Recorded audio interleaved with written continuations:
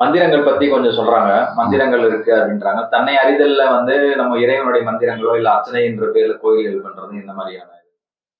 இல்ல இப்ப நான் என்னுடைய புரிதல் படி என்னன்னா, இறைய உணர்வதற்கு பெரிய கடினமான விஷயம்லாம் இல்லை.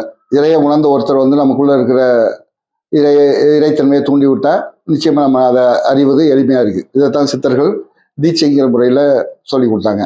இது என்ன நானும் இதை செஞ்சிட்டு இருக்கேன். இப்போ மந்திரங்கள் அப்படிங்கிறது வந்து நான் சொல்லக்கூடிய நினைக்கக்கூடிய மந்திரம் வந்து நமக்குள்ள இருக்க இறைத்தன்மையை அடையாளப்படுத்துறதுக்காக நம்ம பயன்படுத்துறது என்ன? நம்முடைய பெயர். இந்த பெயரை வந்து நம்மளுடைய தந்தை தான் நம்ம காதுல சொல்றாரு. அதனாலதான் வந்து தந்தை சொல்மிக்க மந்திரம் இல்லைன்னு சொல்றாங்க. நம்ம தாயோட வயிற்றுல நம்ம இருந்து தன்னைத்தானே உருவாக்கிறதுக்கு நமக்கு கிடைச்ச இடம், அதைத்தான் லயம். நமக்கு ஒரு தலைவன் குடியிருந்த இடம், அதை இறைத்தன்மை இருந்த இடத்தை தான் ஆலயம் சொல்லிட்டு சொல்றோம். அதே மாதிரி தந்தை சொல் மிக்க மந்திரம் இல்லைங்கிறது வேற ஒன்றும் இல்லை. அந்த நம்ம உயிர் இறைத்தன்மைக்கு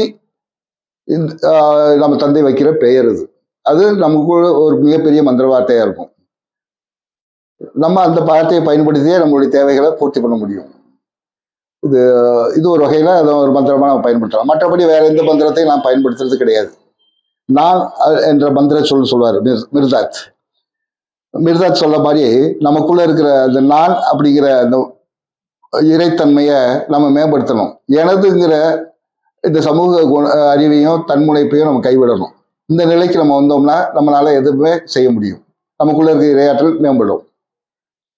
இப்ப வந்து நான் இங்க என்ன பண்றேன்னா, தன்னை உணர்வதற்கான ஒரு பயிற்சி மாதிரி கொடுக்குறேன். அதாவது தியான பயிற்சி மாதிரி. இது வந்து தியான பயிற்சின்னு சொல்றேன். ஆனா உண்மையில வந்து இங்க உட்கார்ந்து யாருக்கும் தியானம் செய்யறது சொல்லி தர்றது இல்லை. ஏன்னா தியானம் செய்வதற்கு என்ன வேணும்னா ஒரு பொருள் வேணும். தன்னை உணர்ந்தவங்க, தனக்குள்ள இருக்க இறையை உணர்ந்தவங்க மட்டும்தான் தியானம் செய்ய முடியும். வெறுமனே வந்து ஏதாவது ஒரு பொருளை கான்சென்ட்ரேட் பண்றதுனால எதுவும் யாரும் அடைய போறதில்லை. தன்னை உணர்ந்தவங்க நமக்குள்ள இருக்க அந்த இறைத்தன்மை தன்னை நினைத்து தன்னை மேம்படுத்துவதற்காக அது தியானம் பண்ணணும். நம்ம புற அறிவை வச்சு தியானம் பண்றதுல பயனே கிடையாது அப்படின்னு நான் நினைக்கிறேன். அந்த வகையில் நான் என்னன்னா, இங்க வர்றவங்களுக்கு ஒரு 5 நிமிடம் அமைதியா உட்கார்ந்துருக்க சொல்லும்போது எனக்குள்ள இருக்கிற அந்த இறைத்தன்மையை பயன்படுத்தி அவங்களுக்கு உள்ள ஒரு மாற்றத்தை உருவாக்க முடியுது. அவர் உடல்ல உள்ள துன்பங்களையும் மனதில் உள்ள இறுக்கங்களை நீக்கி அவருக்கு ஒரு புத்துயிரை கொடுக்க முடியுது, புத்தாற்றலை கொடுக்க முடியுது. உடலும் மனசும் புத்துணர்வு பெறும்போது உடல்ல உள்ள வலிகள்லாம் போகும்போது அப்ப அவரு கேட்பாங்க, அவங்க சிந்திக்க ஆரம்பிப்பாங்க, நமக்கு ஏற்பட்ட மாற்றம் எந்த முயற்சியும் இல்லாம எப்படி கிடைச்சது அப்ப அப்படின்னு நினைப்பு வரும் அவருக்கு. இது எப்படி நடந்துச்சு கேட்பாங்க. நான் சொல்றது என்னன்னா, உங்களுக்குள்ள இருக்கிற இறைத்தன்மை தான் உங்களுக்கு தேவையான நன்மையை தரும். நான் இப்போ உங்களுக்குள்ள இருக்க இறைத்தன்மையை தூண்டி விட்டுருக்கேன், அது உங்களுக்கு உதவி பண்ணும் அப்படிங்கிற வார்த்தையை சொல்றேன். இது வந்து இதை சரியா அவங்க புரிஞ்சுக்கிட்டாங்கன்னு வச்சுங்களேன், அவங்க அதை பற்றி மேலும் தேடணும்னு நினைப்பு வரும்போது என்னோட தீட்சைங்கிற முறையில தன்னை அறியறதுக்கான அந்த அந்த தனக்குள்ள இருக்க இறைத்தன்மையை மேம்படுத்திக்கிறதுக்காக தீட்சைங்கிற முறையில அந்த இறைத்தன்மையை அவங்க பெறுவாங்கன்னா என்ன, அது தூண்டப்படும். அதுக்கப்புறம் வந்து அவங்களாலையும் இப்ப நான் செயல்படுற மாதிரி மற்றவங்க தனக்குள்ள இருக்க இரையாற்றல சார்ந்து வாழ முடியும்.